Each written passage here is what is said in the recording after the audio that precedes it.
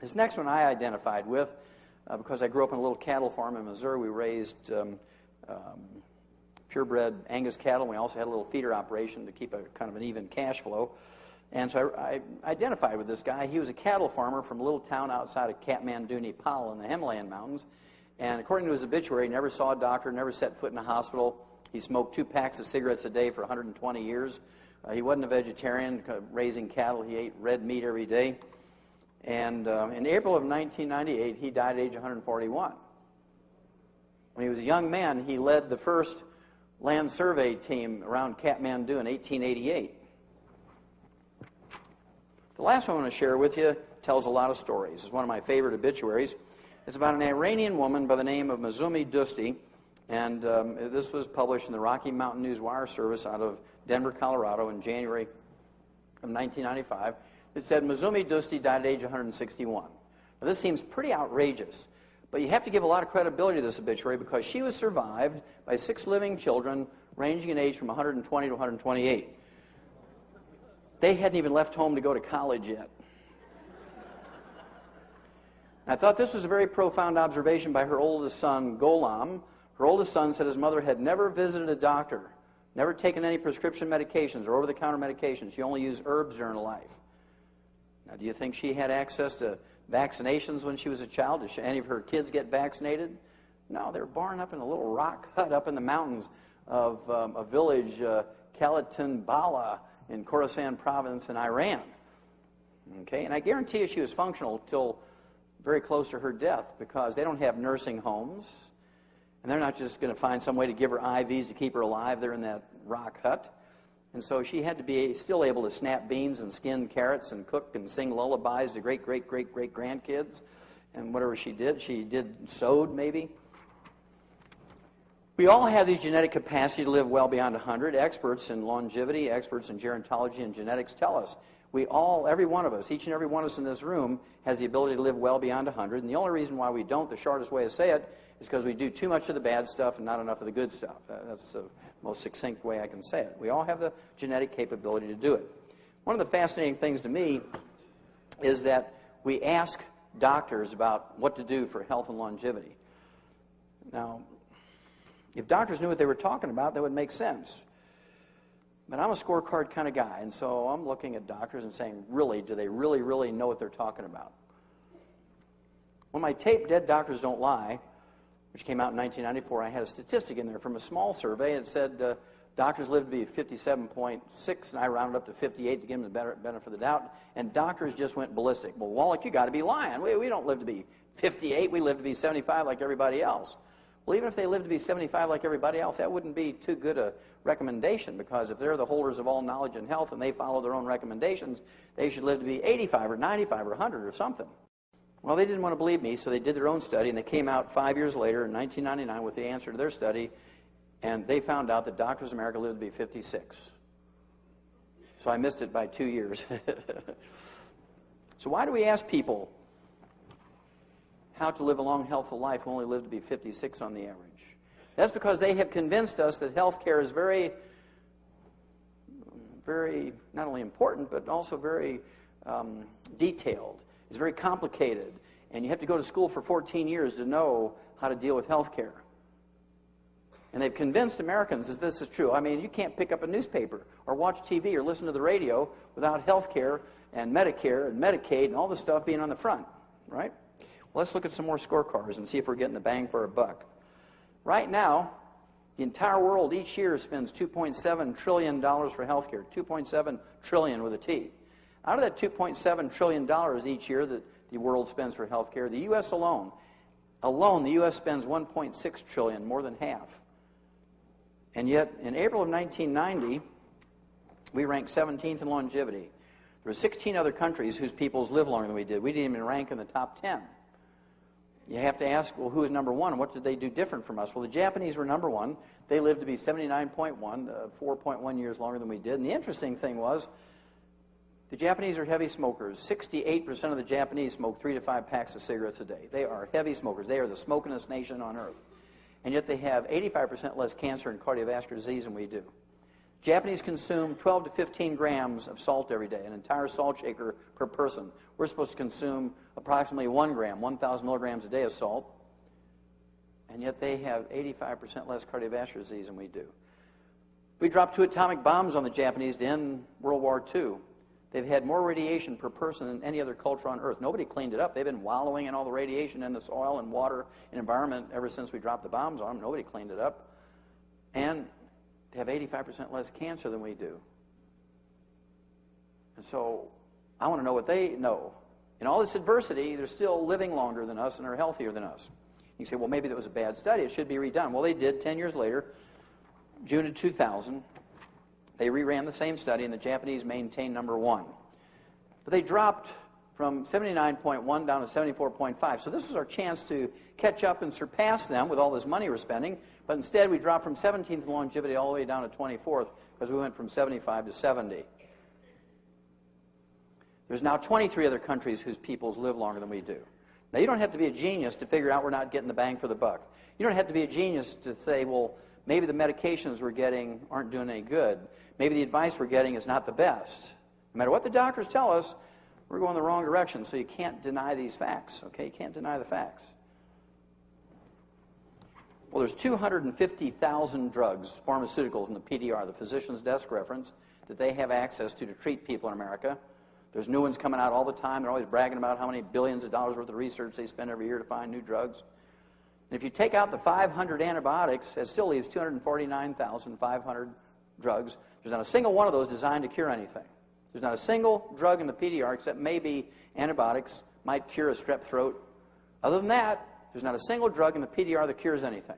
They're all designed to milk your insurance policies. They're all designed to milk Medicare and Medicaid. They're all designed to milk your wallet, because there's no laws requiring the pharmaceutical companies to manufacture drugs that cure, even though they could, but because there's no laws requiring them to do it, they don't.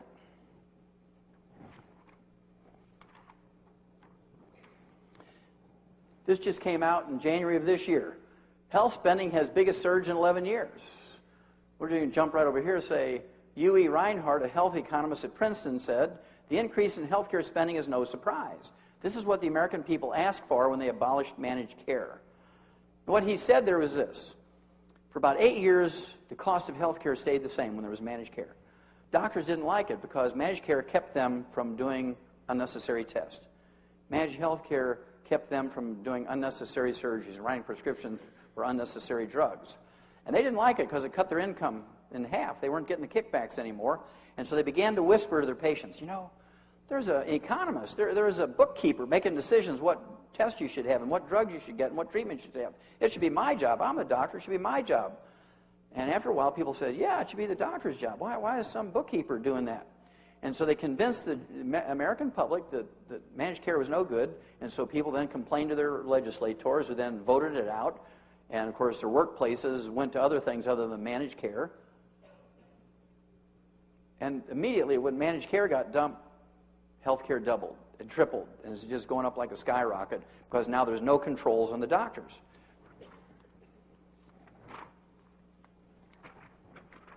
Well, how does this affect us? This came out in May of 2003. Age 65 plus workforce rose sharply since 1980.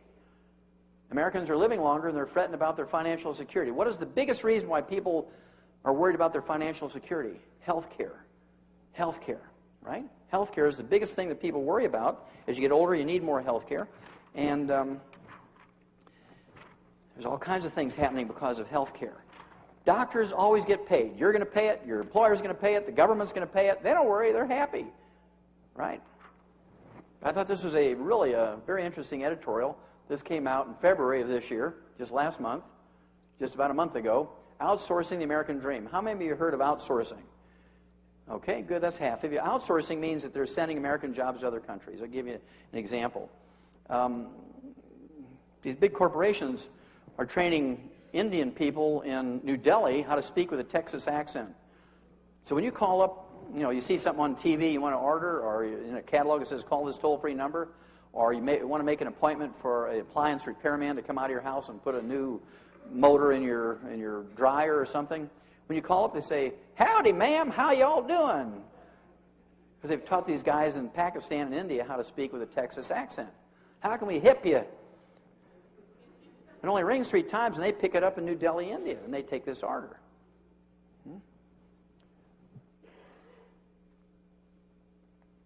Well, what they said was this. By the time 2006 comes, between 35 and 45% of current full-time IT jobs, which are these information technology jobs, will be sent overseas. This amounts to 14 million jobs. 14 million jobs in the next year and a half are going overseas, and here's why. While telephone operators in the United States earn an average of $12.50 an hour plus their health care benefits, in India, they earn less than $1 and no health care benefits. And because of NAFTA, how many heard of NAFTA? The NAFTA agreement with all these countries gave our government permission to give corporations tax benefits to send the jobs out of the country. We give tax benefits to companies to send jobs out of the country. Now, how absurd is that? That is really absurd. It's absolutely criminal, right? It says payroll clerks in Asian nation take home less than $2 an hour and no health benefits, and their counterparts in this country averages $15.17 an hour with health benefits. So as health benefits climb and companies don't want to pay them anymore, they start outsourcing the jobs to countries that don't have health benefits. And what happens to the people who are here left in the United States? Well, they still have to pay for their health care.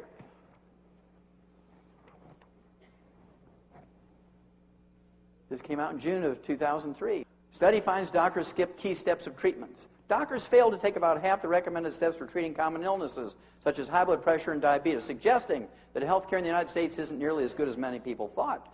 Well, that's not a new belief, right? This came out in October of 1999. Doctors say they'd lie to get insurers to pay. This is a study done in 8 cities, 169 internists, and they presented this to the annual meeting of the American Medical Association conference, annual conference in Los Angeles in October of 1999. And I'm just going to go over 2 of them. This is actually quite a thick report. I'll go over 2 of them. It said 58% supported lying so a severely ill 55-year-old could get a coronary bypass, even though her pains were not becoming more frequent as the insurer required during the managed care days. Now, if your pains are not becoming more frequent and the degree of pain remains the same, this is called stable angina. And how many of you heard of nitroglycerin? Yeah, for 30, 50 cents treatment, you can put a nitro tab under your tablet. It may cost you $6 to $10 a month to deal with the pain. And as long as the frequency is the same, the pain level is the same, you can do that forever. And also, how many of you heard of Dean Ornish? Well, Dean Ornish was an MD, PhD from Harvard Medical School. He did a great double-blind study where he took hundreds of people with 85% and 90% blockage of their 3 main coronary arteries, and he put them on a restricted diet, gave them some supplements, gave them low-impact exercise like yoga and swimming, and in 6 months' time, all their arteries were open 100% without surgery.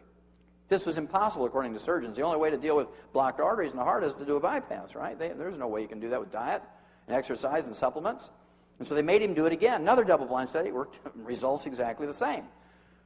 Well, what a doctor should say today when somebody comes to them with angina, stable angina, say, look, let's get on a Dean Ornish program. It's actually going to cut your food bill in half, save a little money here. We're going to get you on a little nutritional program, supplement program, do some yoga. You can do that for free at home. Well, here's a $10 tape. You can learn how to do these yoga exercises.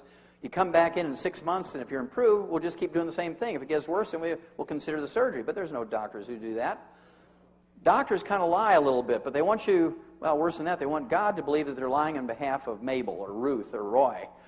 He says, Lord, you know I'm lying, but it's not because of me. I'm lying because the mean old managed care insurance companies won't let Roy have a triple bypass. And Roy needs a triple bypass, so forgive me, Lord, because I have to lie for Roy.